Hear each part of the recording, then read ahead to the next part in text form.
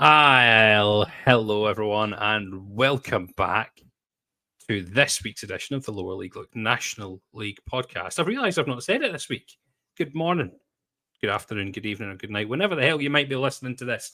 I am Grant, as you all know, the big Scottish prick that does this, as well as Aaron. Welcome back again, my friend. How are you? Hello, mate. Hello. I was wondering how you were going to intro that because you went the big Scottish prick, and I was thinking, is he going to make a disabled joke? Is he going to make a Mancunian joke? But you just said hello, my friend. I'll take it. I'm not the one that makes disabled jokes here, mate. That is you. I'll leave the disabled jokes for you, and you can also make jokes about me being locked out of my house on Friday night. I'd just like to claim my name, by the way. I make jokes about myself, not any other disabled people ever. So please don't come for me. Please don't cancel me because all the jokes are on me. Yep. That is very, very true. And I'll make all the jokes about me being locked out of my house and phoning the entire Lower League Look group chat and trying to get them to tell them to let me in my house on Friday night after me being absolutely smashed. That was eventful, wasn't it? Aaron, let me in, you massive cunt. That's pretty much how it went. That was an entertaining night, and I won't be drinking like that again for a long, long time. What a time to be alive. Oh, God. Anyway, shall we get into this week's action, mate? Because normally we cover like 4 or 5 games, but there's been a lot of big scoring games this weekend to talk about, and a lot of things have happened, hasn't it?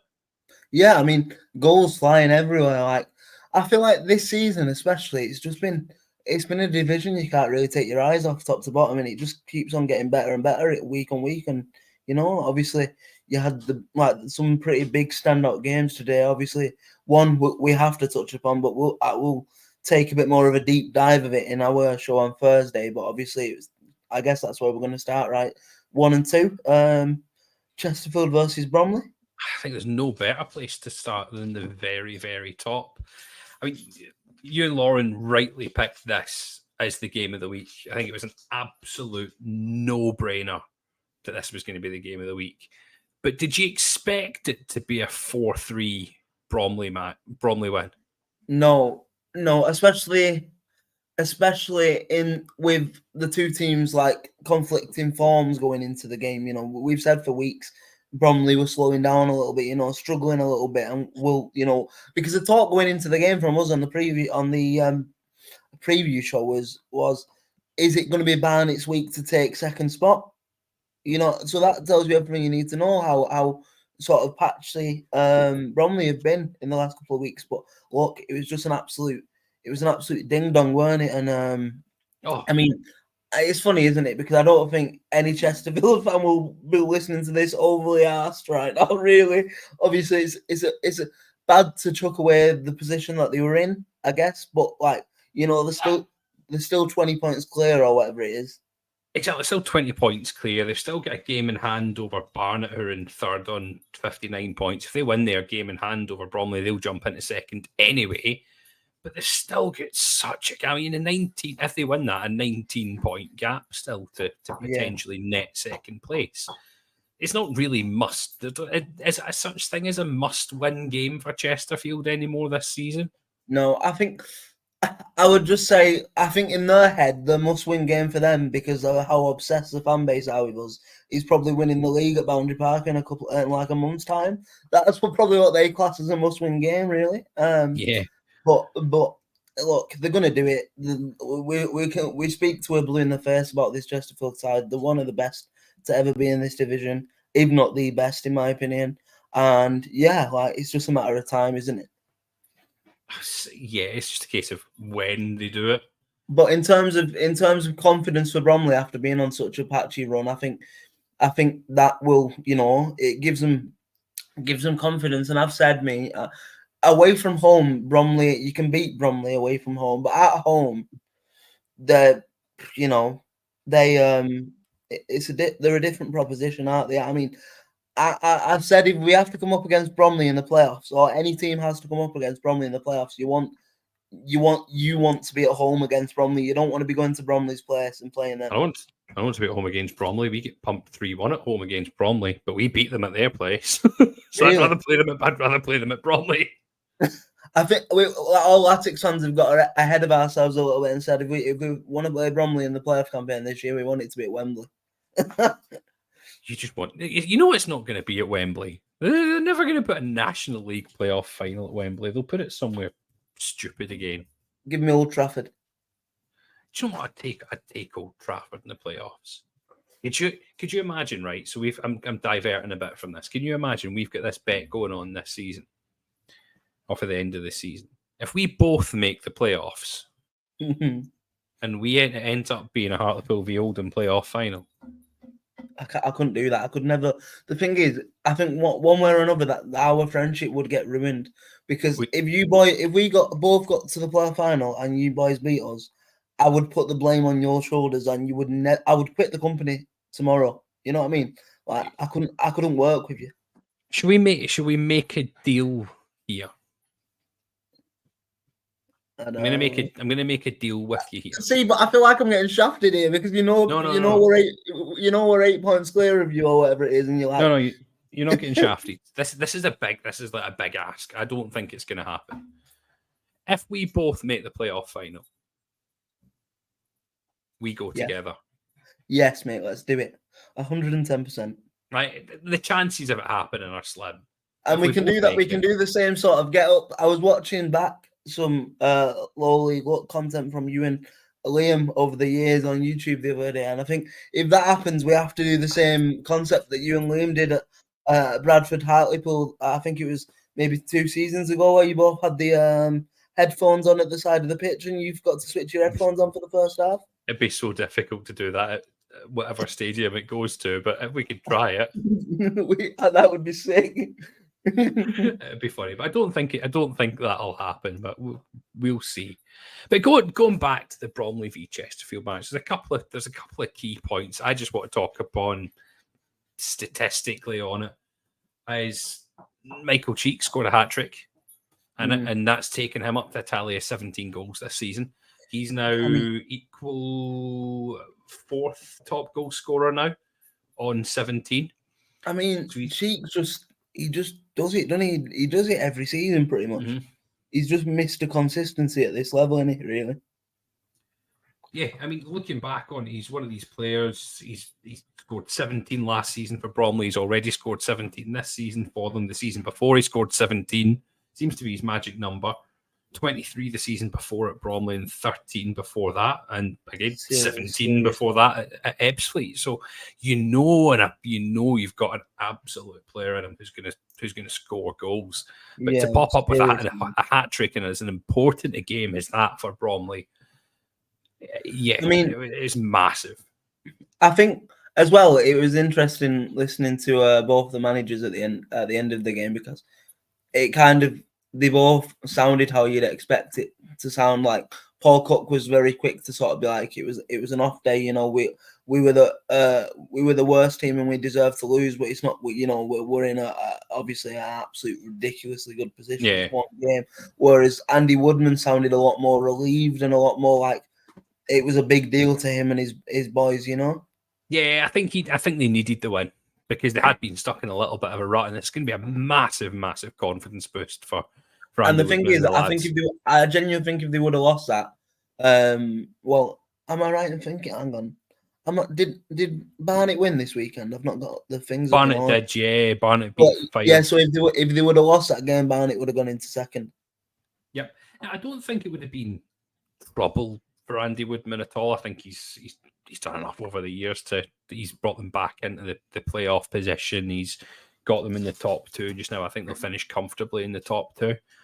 I don't think he's in any trouble at all, but this game just a massive confidence boost for them, and I think hopefully it should see them push on over the next few weeks to solidify that top 2 space. They've got Dagenham coming up on Tuesday, and then they've got Eastleigh, who we'll talk about a little bit later at the weekend, then Halifax, and then yourselves.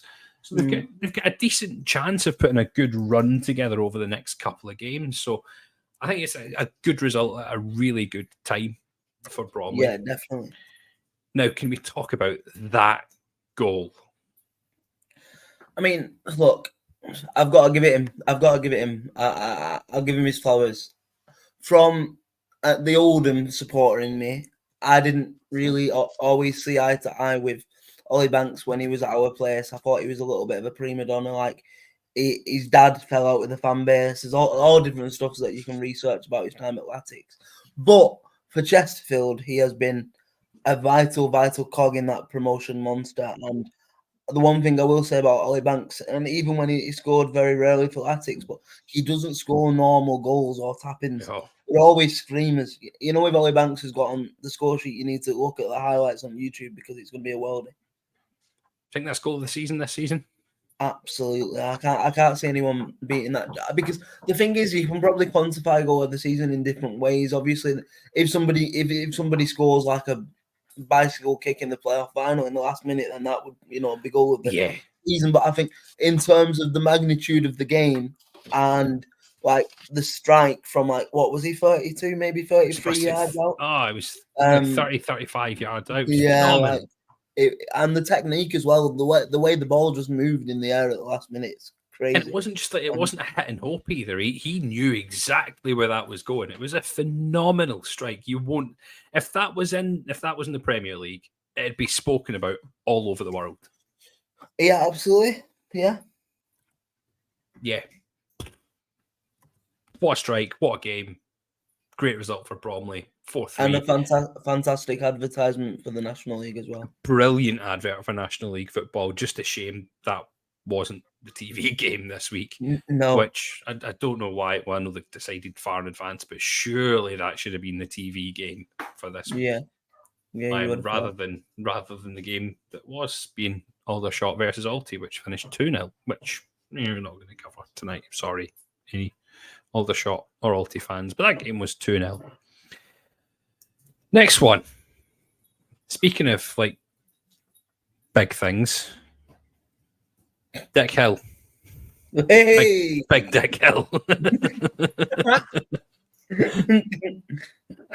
I don't know why I said big. I don't know how I got to big things, big strikes, big dicks, Dick Hill. To be fair, I thought you were going to talk about Mikey Fondop for a second.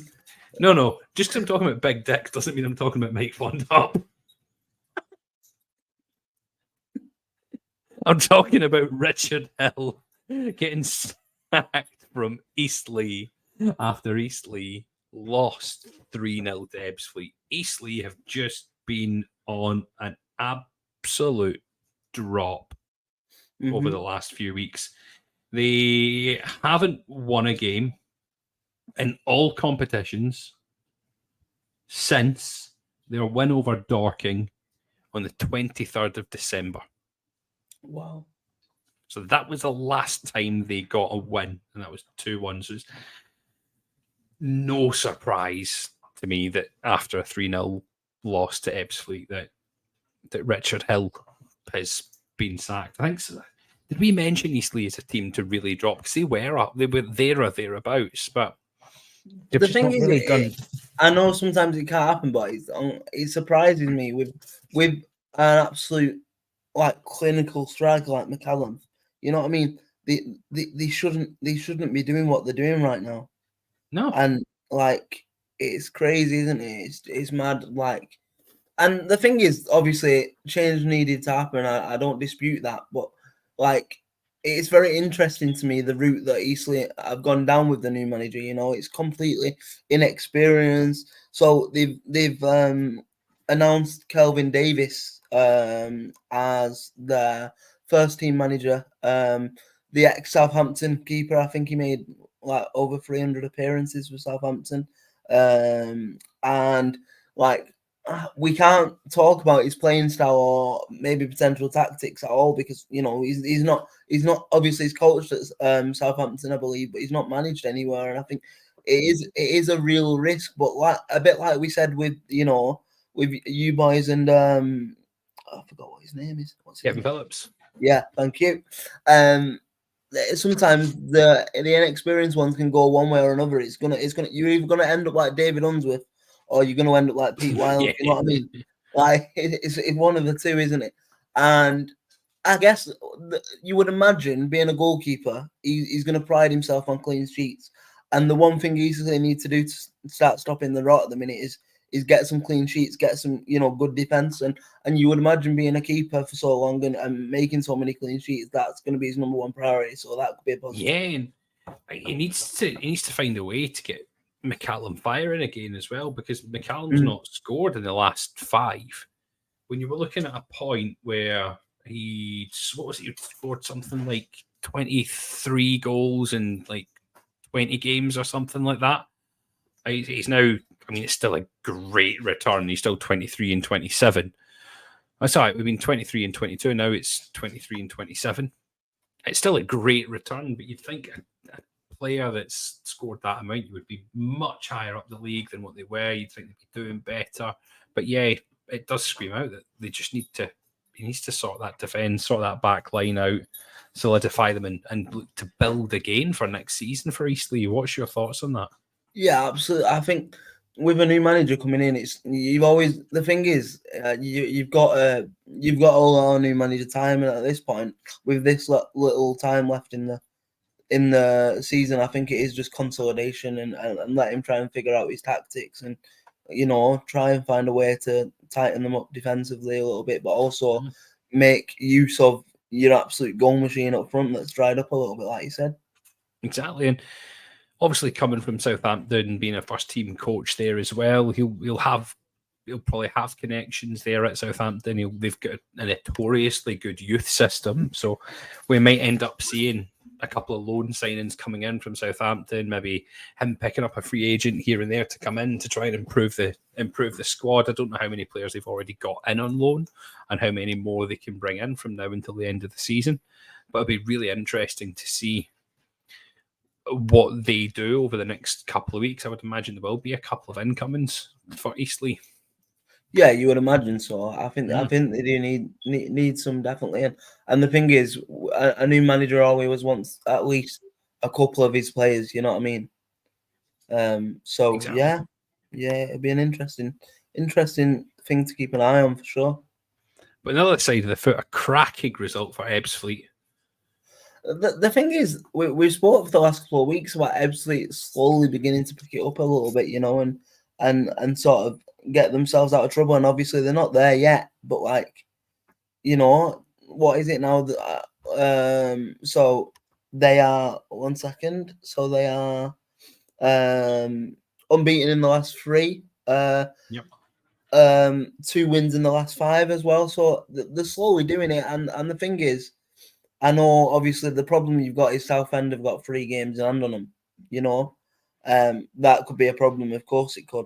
But like we say in most weeks, anyone really down to probably Rochdale. It's mad, isn't it, really? Because mathematically, probably anyone down from 12th downwards could still be in trouble. Yeah. It's only a 6-point gap between Rochdale and 12th and the relegation spots. You know what 11th down, because Dagenham are on the same points as Rochdale. And Dagenham have played 2 more games than a lot of the people that are above them.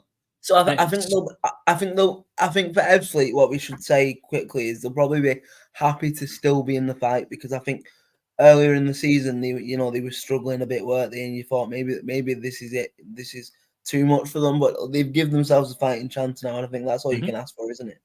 Exactly. And the big surprise that we see down there, which you mentioned, is Southend. Yeah. Still, I mean, they had a flying start, then they were kind of mid-table, and then we spoke about them quite a lot, saying could they be the team to give a late could they make a late push, but it doesn't seem to be happening at all. They just seem to be. The thing is with Southend, though, I think we were probably just kind of saying that because you always seem to get a team that comes late, but I think from Southend's perspective, to keep a bit of realism and realistic expectations in there, you have to think they had an embargo, then they lifted the embargo, signed I think it was 6, 7, 8 new players really. So that takes time to gel. And I could eat my words, but I don't think Southend are going to end up going down. And I do think give them a summer with all these new signings and maybe bring 1 or 2 more in. And I do expect them to be around the playoff places, if not challenging for the league next year. So just as long as they survive. They've still got a job to do to survive at the minute. So we don't Still want a to. long way to go. We don't want to say something like that, and the viewers will be listening. They'll be like, "How can they say that so confidently when they could go down?" Which is fair enough, but I just think they'll have enough about them, and I think next year they'll flex the muscles a little bit.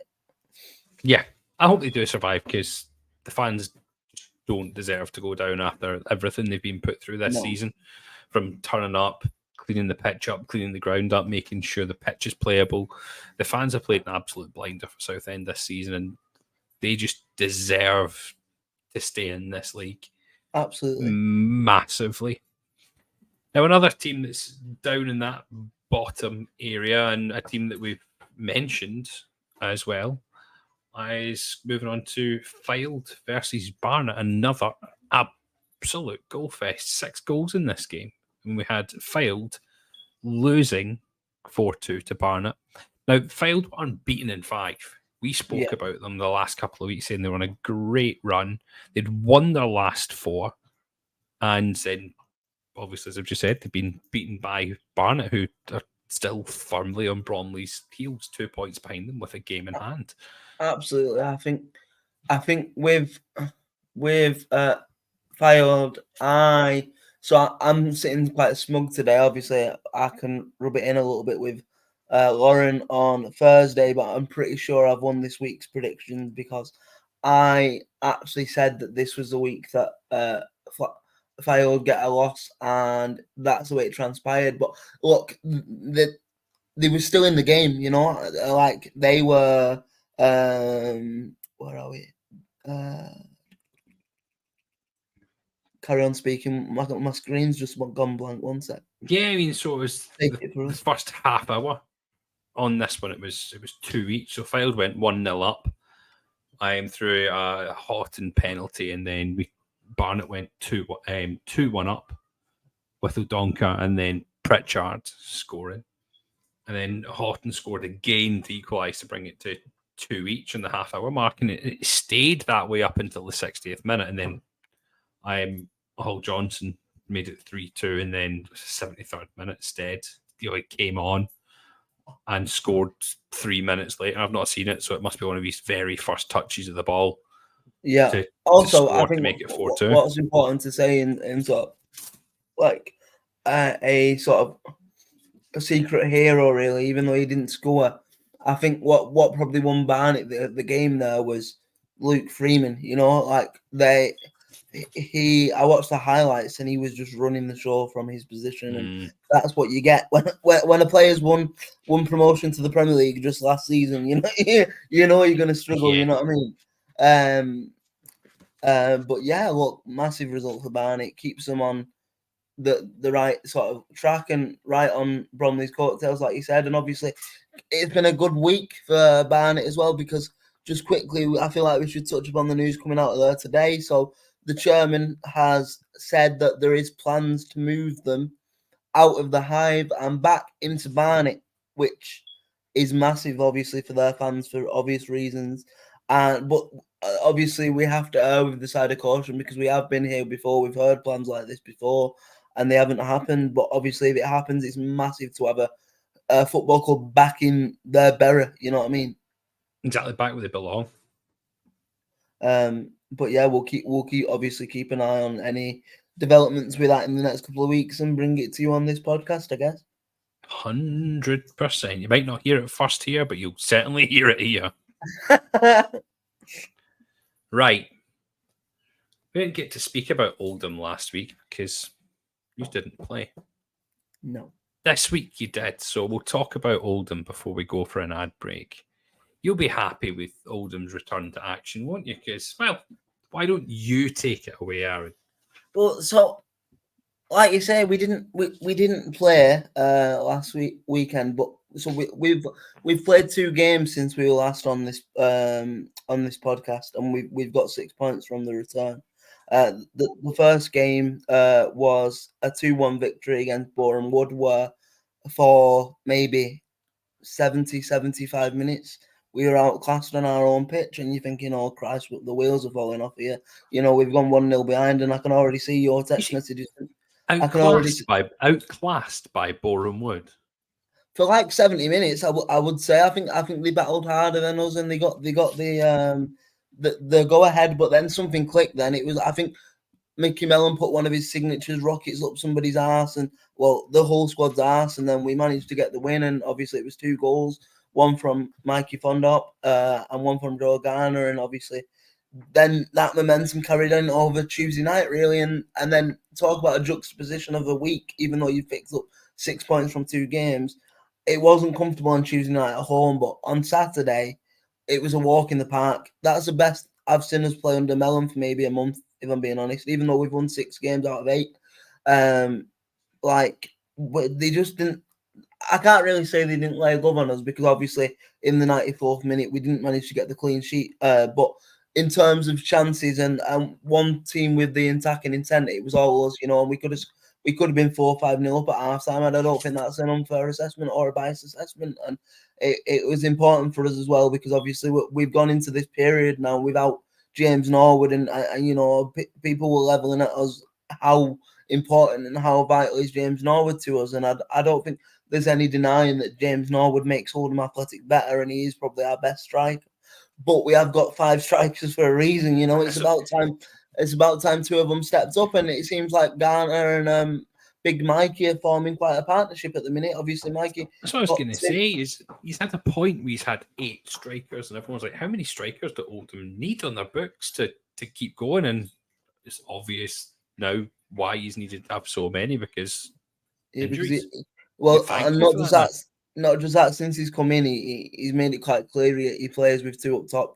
So yeah, like really now, like with obviously Dallas should be back sooner rather than later, which is good news. But with James Norwood, it could be a couple of weeks, it could be another 4 weeks. We don't know. So it's nice to have like a settled partnership that you can see working together, like to work together. And what we've spoke about Mikey being probably one of the most erratic, inconsistent players in the National League, but a load of Latics players have said it. I think he's on course to becoming like cult hero status at Boundary Park, especially if we go up this year, because it's not just him as a footballer now. We're seeing more of him as a personality, and you need them in your dressing room. He's like one of the nicest guys I've seen and I've met and seen on the football pitch, and he's reaping his rewards now, because it seems like since Mellon's come in, he's had a chat with Mikey and he's got the sort of erratic redhead sort of temperament out of him, and he's just focusing on his football. And I think he's a sort of cult hero every single club he's been at, isn't he? He was a cult hero at us because he was immense, like just from wrestling players on the floor and falling over the ball and jumping. I managed to get a foot shorter when he jumped at Bradford. I think I've never known him to a player like him, like ever. Because when he first done his interview at Hartlepool, tell us what sort of player you're going to get, and he was like, "Well, some say I've been compared to Ronaldo, and others compare me to Messi." And is that no way he said that? Yeah, that's what he said. Genuinely, I'll find the interview and I'll send it to you. But yeah, he said he was a blend of Ronaldo and Messi. But it's just the sort of person that he is. He seems a bit of a joker. He doesn't take himself too seriously. He was terrible for us, but he's been phenomenal for yourselves now. And he's just fitting in really well into this team when the injuries have come up. See when Norwood and Dallas come back, where do you see them fitting in? Do you see them jumping straight back in, or? So I think it's one of them, really, isn't it? Obviously, you've got a kind of rule with an iron fist, and I think Mickey Mellon is that type of manager. So in terms of success, I did say to you off camera that he might struggle to get in straight away because of just how good this partnership seems to be at the minute. But also, you've got a geezer there that scored like 15 league goals, before his injury, and like he is a class above the National League. Like I'll die on the hill. And I'm not just taking jibs at Chesterfield just because I'm jealous, but I genuinely believe, even though Will Grigg is phenomenal and in a championship winning side, I'd have Norwood 9 times out of 10 over Will Grigg. Genuinely, I believe that. And I think his touches, his link-up play. So if we've got serious ambitions of getting in them playoffs and winning the playoffs, then we need him in the side. Dallas, I don't really know because we've seen him play 15 minutes and then something happened in training where he got an injury. So that one's a bit harder, really, to sort of cast upon. But you wouldn't, from what we know of Dallas, what he's done at this division in the past, you think he's got it in his locker to maybe do it again with a consistent run. But who knows? Who knows? Who knows? So just to re-clarify, because Aaron never mentioned the score in any of that, it was Maidenhead 1, Oldham 3. Yeah, sorry. I just got so excited with my impassionate rant about how James Norwood is better than Will Grigg. I was waiting for. I was like, when are you going to bring the score up into this? But I just like to keep people guessing. That's all. I know. Now it just leaves Maidenhead in that kind of limbo position as well. Just discussing on them. They're sitting there on 39 points, played 34 games. They're also in that weird scramble where you don't know if they're in a relegation fight or you don't know if they're in a mid-table fight. Like a lot of leagues, you say, you'll get 15, 20 games in and you'll know how the league's going to pan out. I still don't know how this league's going to pan out when it comes to the end of the season. I think it's going to be one of them whereas you get to the final day and we'll have to get Look Sport Media or all the National League podcasts. So me, you and Lauren, we're going to have to split ourselves like in half and go to every game just because there'll be something going on at every game at this rate. It's going to be absolutely bonkers, this scramble for the playoff positions, because like we talk from the relegations, you look at probably anyone from 11th and down can get dragged into the relegation spots. But likewise, I'd say anyone from 12 up could potentially get into the playoffs. Yeah, absolutely. I know it's 10 points to get up from. I am from 12th from Rochdale, but a run of form in the National League, anything can happen. It's crazy. Crazy. Yeah, absolutely. I think the thing is, though, and I don't want to come across as biased, but I said to you, didn't I? I think you've probably got your teams that have, and I don't know whether I can say Oldham have cemented themselves yet, but I feel like we will get I can't say us not getting the playoffs now. Let's put it that way. Like that's not me saying we're going to win it, but I can't see us at least not being in there. And I think you can say the same now for your Bromleys and your Barnets as well, really. So there's maybe a core of 2-3 teams that you would expect to be there, but then the other 2-3 slots are wide open, aren't they? Mm-hmm. Absolutely wide open. Now, what I'm going to do just now is we're going to go for a quick ad break. So we're now going to bring in our sponsors, and we will see you in a minute. Welcome back to the Lower League Look National League podcast. I said that nice and smoothly there, not following. I fell over my own words when I was saying not following. Following over my own words. Fucked it, mate. Oh well. We go on to part 2 of this review of the weekend, and this team, speaking of falling, a team that's just going down and down and down more times than a whore's pants. Rochdale. I wasn't expecting that. I'm sorry. Yeah, but again, with Rochdale, I think it's very, very important to say, like, I don't think this comes as a surprise for us, really, especially for me, because, I've had the last couple of weeks, I've been banging on the drum about, Rochdale beginning to tire and the squad sort of size coming to bite them back. And I've had Rochdale fans level at me for being biased. But now all I can say is, like, look at you now, You maybe should, instead of calling me biased, listen to my opinions, and then you can be prepared. Because I think anyone could see this coming, really. And like, it's a shame, but also I think they've got far too good of a squad still with the injuries to go anywhere near the relegation zone. But I don't think they'll mount 10 points difference to get in the playoffs. So no. I think they'll finish around 17th. Oh, fucking hell! That's brutal. 17th.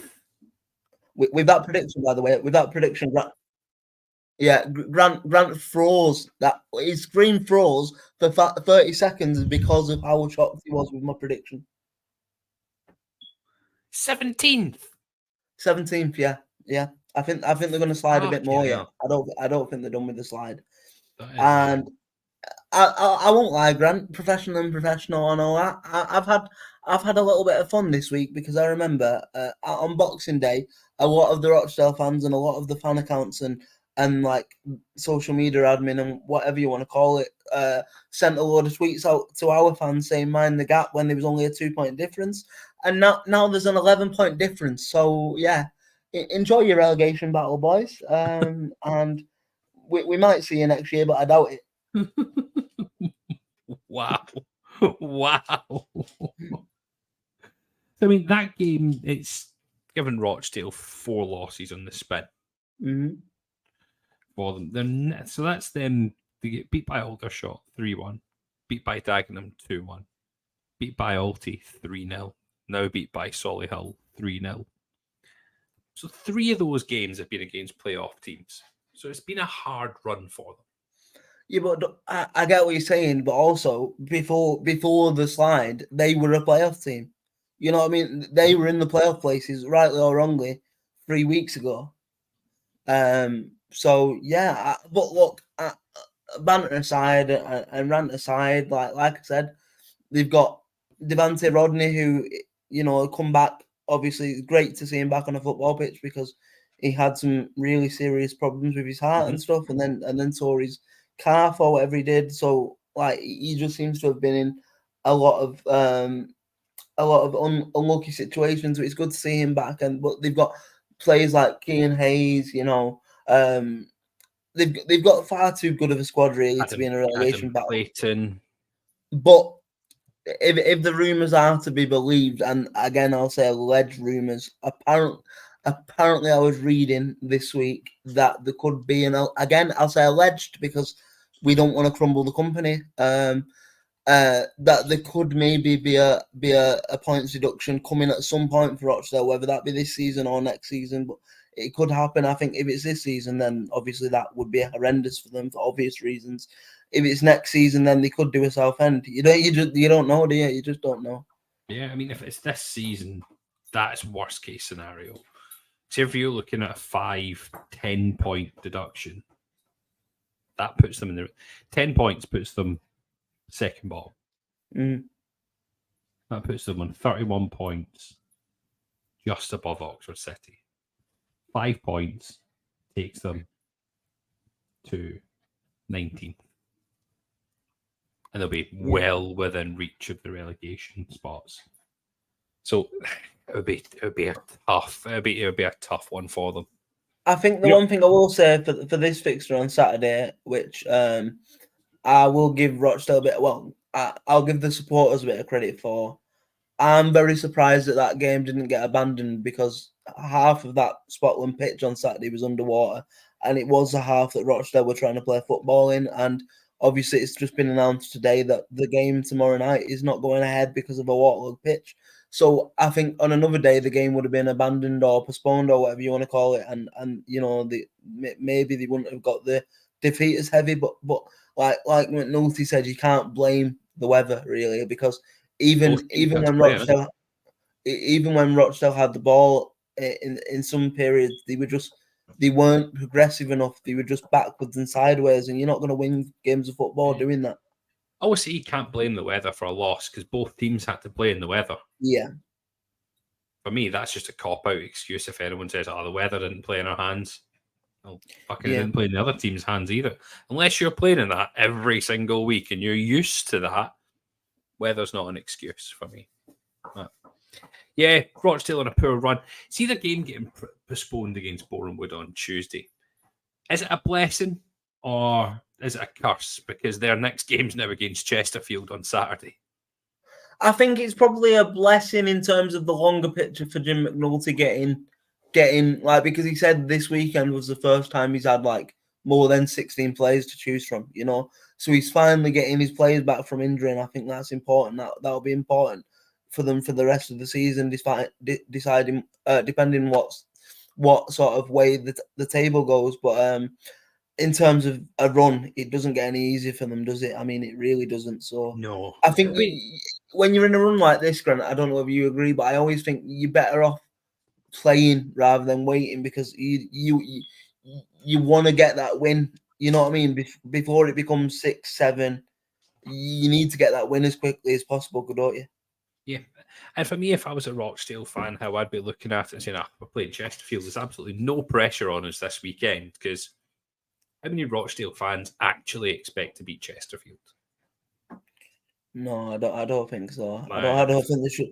I don't think there should be anyone in here really that expects to beat Chesterfield other than maybe Bromley, because they've been and done it. I certainly wouldn't expect we'll be done by them. I certainly, if I was a Rochdale fan, I wouldn't be expecting to beat them. I just want to turn up, put in a good performance, and just hope for the best, and then regroup for their next match after that. So I think it's a no pressure game for them coming up this weekend. Boreham Wood, for me, that would have been a big one. They have to win. They have to beat Boreham Wood. Similar league positions. Boreham Wood are always a tough team to play against because they're a physical team. But yeah, I think it's more of a blessing them having the game postponed, because, as you said, it gives their players time to recover that have been out from injuries. They'll be able to get more players back on the sheet, and it'll give McNulty something else to think about, hopefully. Yeah, definitely. And moving on, we've mentioned Boreham Wood. Let's talk about my little moment of happiness again. We don't get them very often at Hartlepool, do we? But Hartlepool also beat Boreham Wood 3-1. Check us, both our teams winning 3-1. Aaron, how often does that happen? I know, bloody hell. And I've got to be honest, when Tashmanga opened the scoring inside like 40 seconds, I thought, oh, bloody hell, here they go. 10 seconds. 10 seconds. I was like, here they go, but like, look, you seem to weather that sort of early storm, take your punch and just come back fighting, didn't you? And like, you really can't argue with the start that your new manager has made, really, can you? No, you really can't at all. Like, he's come in, he's made a massive difference to the club, and we've won 3 out of the last 4, unbeaten in 4. And Kevin Phillips has got us off to a flyer. He just seems to absolutely get it. What the club's about, what the area's about. Obviously, spent a hell of a lot of time in the Northeast when he's in his playing days, and then the start of his managerial career, he's done really well, and he's got us playing good football again. He's still got a lot that he needs to work on with players coming back in, but he's got us playing something that's fairly attractive to watch and is effective. So I'm really liking Kevin Phillips being in charge. But you see when Cabby scored within 10 seconds, like, I knew he was going to cause us trouble because he didn't score. It was like he started, and I was like, he's going to be horrendous. And he scored after 10 seconds, and I just went, fuck's sake, here we go again. Because that must be something like the 10th or 11th goal we've conceded in the first 10 minutes. We just seem to concede in the first 10 minutes. Bromley done it on both occasions, and then it's happened here again against Boreham Wood. And I was like, this is going to be a long game. But we came back into it, and I was really happy for Joe Gray. Joe Gray, who had an absolute mare given the ball away in one of his last games so we conceded in like the last minute. He was devastated after it, and you could see he was physically gutted, and it felt like we'd lost that match. But he scored and he went mental. It was great to see him get on the sheet. Manny Disarue scoring again, just proving that he is like one of the top strikers in this league. And then Luke Waterfall closing it off to make it 3-1, getting his first goal for the club. So, do you know what? All round, it was a really good performance by Hartlepool. And the thing that I'm most happy with in that game is we have never, ever, until that weekend, beaten a team with Nathan Ashmore in goals. Ever. He's just been the bane of our life. You brought the Ashmore curse in, right? Oh, like, see, when he was at Ebbsfleet, didn't beat them. He was at Boreham Wood, didn't beat them.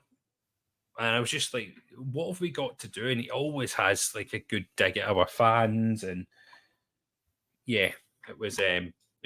Do you know what was funny, actually, speaking of fans? Now, I don't know why Hartlepool done this. This is the most fucked up thing that we've done for a while, and we've done a lot of fucked up things. Mm. So there was 20 Boreham Wood fans travel for the match, right? Yeah. Do you know what we done? Go on. Put them in the home end.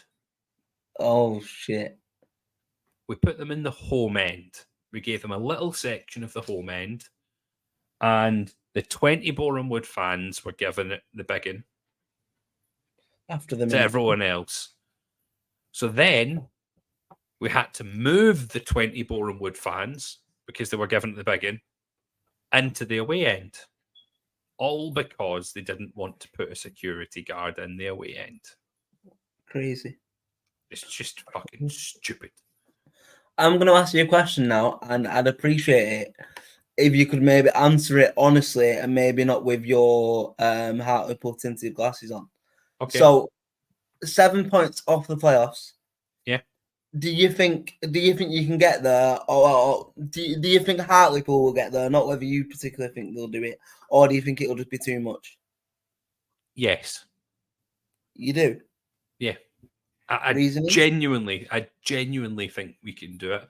You see, if you'd have asked me under John Askey, I would have said no every single day of the week. I would have thought we would have been in that same 17th spot as Rochdale were. There was so much negativity around the club. The players just seemed flat. There was something really, really off. Kevin Phillips has brought a spark in that I've not seen at the club since Dave Challoner was there. Yeah. He just seems to have something about him. He's still got a couple of people that are meant to be coming in. I've heard a name flying around. What backroom staff or player-wise? Player-wise. Go on. Of Timmy Akinola. Oh. Who is linked, and that would be a great signing That's for a Hartlepool fantastic signing. if he was to come in. And that would be real good cover for Mancini, who's still out injured, unfortunately.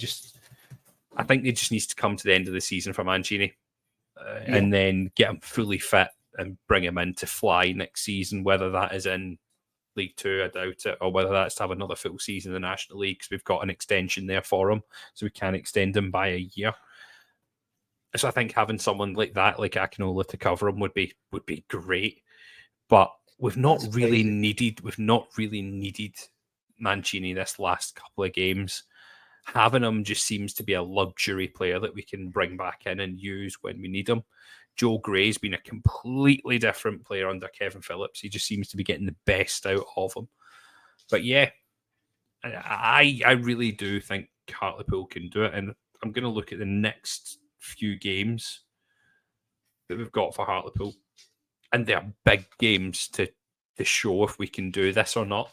Yeah. They're all against top teams. So you've got Altrincham, who are currently in the playoffs. That's a game on Tuesday. Then we've got Solihull at the weekend, another team in and around the playoffs. And then we've got Barnet on the 2nd of March. So it's 3 huge games.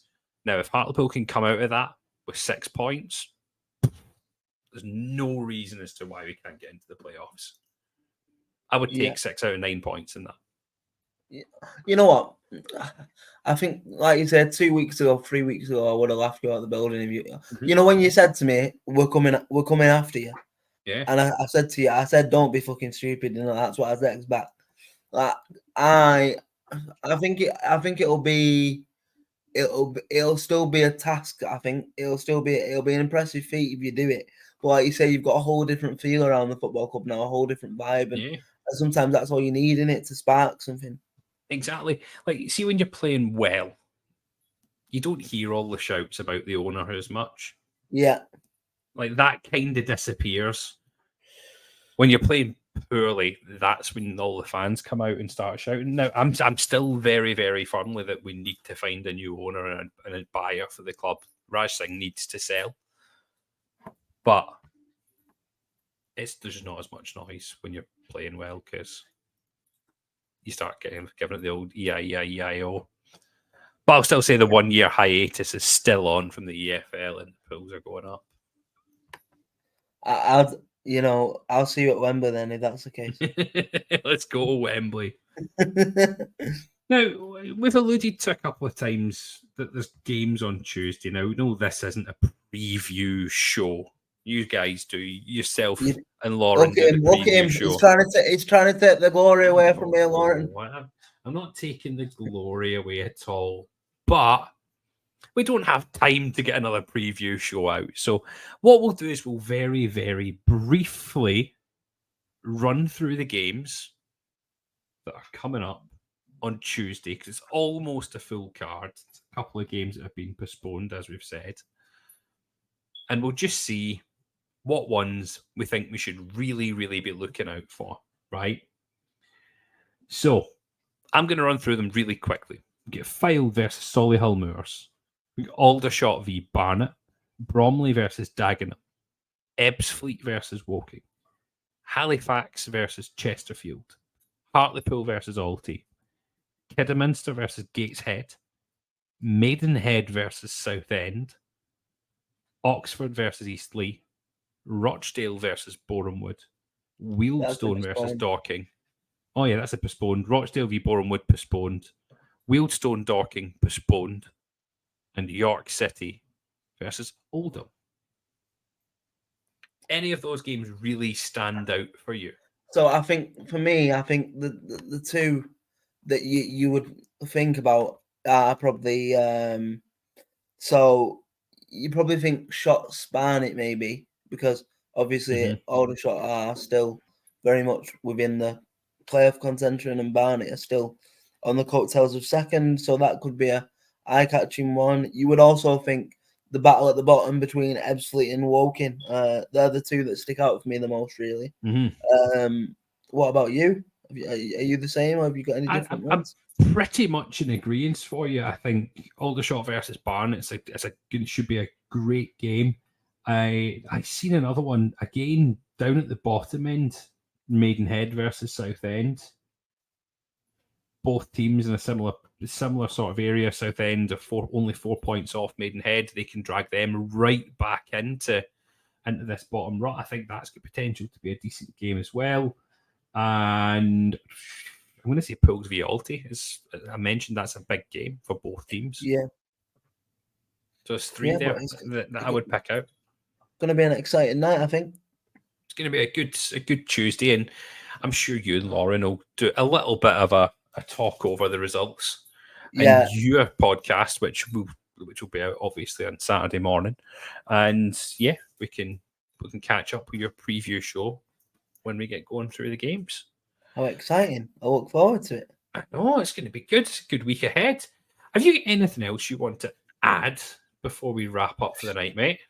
I think I touched upon it on the previous show, but it's the first time we've spoke about it on here. Obviously, probably a little bit biased, but Frank Rothwell has come back from his draw now, and he's raised, I think it's over £300,000 now, which is fucking mesmerizing amounts of money, really, isn't it, for a 74-year-old? And I don't know if you've seen it, you might have seen it, Grant, but they put so him and his wife Judith are resting up, and quite well-deserved rest up in Antigua at the minute, and he was watching the game with some cocktails on his little TV screen, and they put his celebrations for the goals up on Twitter. If you've not seen them, I definitely suggest going checking them out. But obviously, just from us again, I think obviously now it's done. Obviously, he's a hero in my eyes anyway for saving my football club. But outside of football, he is an absolute warrior, and he's a legend. Congratulations for getting a second world record, Frank Rothwell. Eh? Oh, what an achievement! What a raising of funds that he's made. He's an unbelievable human, is Frank Rothwell. We've had the pleasure of, well, not myself, but through Lower League, look, Liam's had the pleasure of going to meet him. And yeah, what a guy, what an effort. Well done, Frank Rothwell. Yeah. I think that's the perfect note to end this podcast on. So everyone, once again, thank you very much for tuning in. Don't forget to listen to all of our other sister podcasts for League 2 and League 1. The preview shows that come out on Saturdays before the games. So if you've not listened to that before, make sure you've got your headphones in, or you've got it in your car on your way to the games. You can listen to good friend Aaron here and the lovely Lauren having a It's chat about previews It's for basically games. just me and Lauren abusing each other over the lack of knowledge for the National League. It's good. It's good fun. I listen to it every week when I'm getting to edit it. So yeah, I love doing it. It's good. It's good fun with these two guys. Thursday nights there will be the breakdown. It is predominantly League Two, but feel free to bring up any clubs. It's open to League One and the National League. It's just there's more interaction from League Two, so feel free to do that. And then also there is the League Two 606 on a Sunday on our Twitter Spaces and at Lower League Look. Don't forget to rate this podcast 5 stars. Go on to Spotify, Apple Podcasts, hit rate 5 stars, comment whatever the fuck you want. We don't care what it says in the comments. You can say Grant's a smelly bastard. You can say Aaron's a good-looking bastard. Aaron's a dick. And yeah, you can say what you want as long as you rate us 5 stars. We don't care. Head over to YouTube, hit the subscribe button, hit the bell. It'll give you notifications anytime we go live. Other than that, enjoy your week. Stay safe. We have been Lower League Look.